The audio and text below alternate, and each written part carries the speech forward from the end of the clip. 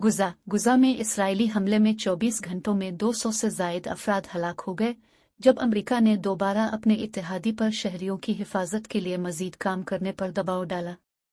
जंग से मुतासरा फ़लस्तीनियों तक पहुंचने के लिए पाबंदी और मजीद इमदाद की बढ़ती हुई तलब के बावजूद इसराइल ने अपने 11 हफ्ते पुरानी ऑपरेशन तालारों ऑफ आयरन को तब्दील करने की बहुत कम अलामत दिखाई, जिसका मकसद हमास को हलाक करना है।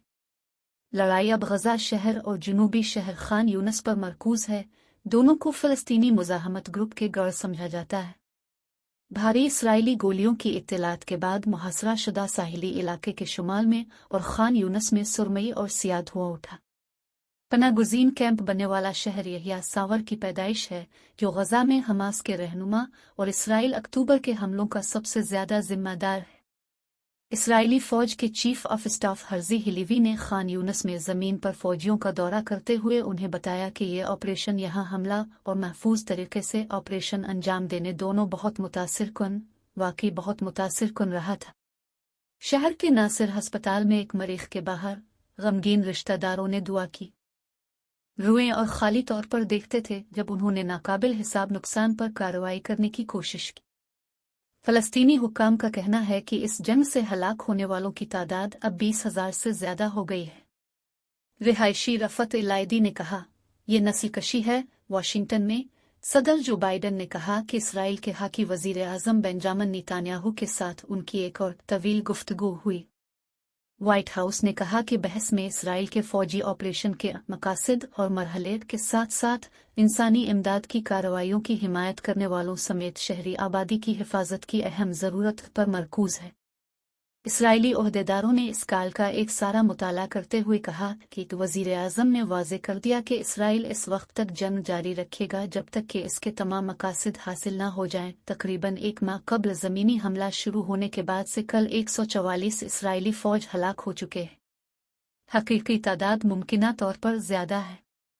इसराइल के सबसे तवील अरसे से खिदमात अंजाम देने वाले वज़ीर आज़म नेतान्याहू ने अमरीकी सदारों की एक सिलसिला से ताल्लुकात कायम कर रहे, लेकिन गजा जंग पर किस तरह मुकदमा चलाया जा रहा है, इसका इख्तिताम कब होगा और अगले दिन क्या होता है, इससे मुत्तफ़िक़ इख्तिलाफ़ात ने ताल्लुकात को मज़ीद कशीदा कर दिया है। जुमा के रोज़ अमेरिका ने अक़वाम मुत्तहिदा की सलामती काउंसिल की एक करारदाद मंजूर करने की इजाज़त दी, जिसमें इसराइल से मुअस्सिर तरीके से मुतालबा किया गया है कि वो गजा को जान बचाने वाली इमदाद की फौरी, महफूज और बग़ैर रुकावट फराहम करने की अजा आलमी ताकतों ने इस अल्फाज पर दिनों से झगड़ा किया था और वाशिंगटन के इसरार पर कुछ दफ़ात को ख़त्म कर दिया, बशमूल जंग बंदी के मुतालबे को ख़त्म कर दिया। अक़वाम मुत्तहिदा के सेक्रेटरी जनरल अंतोनियो गुटेरेस ने इसराइल पर इमदाद की फराहमी के लिए बड़े पैमान गजा के जुनूबी शहर रफ़ा में फ़लस्तीनियों के लिए सिर्फ इमदाद का इम्कान काफ़ी नहीं था। महमूद अल-शेर ने कहा, हम खाना नहीं चाहते, हम जंग बंदी चाहते हैं। अहमद अल-बरवी, जो बैतलाहिया से मज़ीद शुमाल में बेघर हुए थे, ने मज़ीद कहा, हम सिर्फ अपनी सरज़मीन पर वापस जाना चाहते हैं, बस है। हम जंग को ख़त्म करने के लिए एक हल चाहते हैं।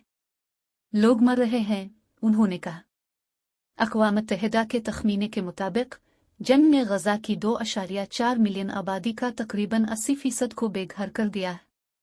इसराइलियों ने जिनके 129 कैदियों के दोस्तों और रिश्तेदारों समेत जो अब भी गजा में रखे गए थे, ने हफ्ते के रोज़ तुल अबीब में दोबारा मुज़ाहिर